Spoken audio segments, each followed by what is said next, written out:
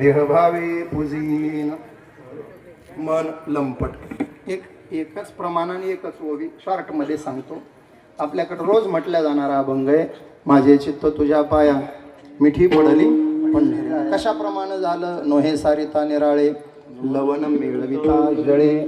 दृष्टांत, छोटं गाव, गणपतीची मिरवणूक पोरांना काढायची.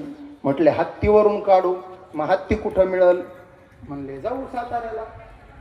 साताऱ्याला गेले, हत्ती मिळाला नाही. सगळे म्हणले महाराष्ट्रभर गेले हत्ती सगळीकडं. एक पोरगा म्हणला तिथं दिसतोय तो हत्ती. सातारकर म्हणले तो हत्ती नाही, पुतळा आहे.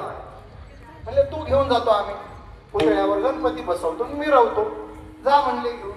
हत्ती घेऊन पोरं आले. रस्त्याचे काम चालू होते. हत्ती सगळा धुळीनं भरून गेला, मापून गेला.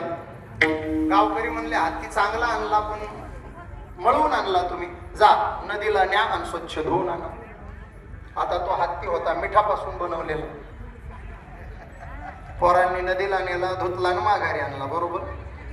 कशाला माघारी येतोय? आता ओवी ऐका. लवणाची कुंजरी सुदलिया लवण सागरी होयची ना माघारी परते. मिठाची हत्ती पाण्यामध्ये गेली, माघारी येत नाही.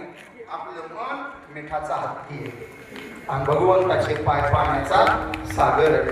त्या पायरूपी सागरामध्ये हा मिठाचा हत्ती रूपी मन गेलं. येणे स्वसे मन झाले हवं भरी परत माघारी. मन लंपट हो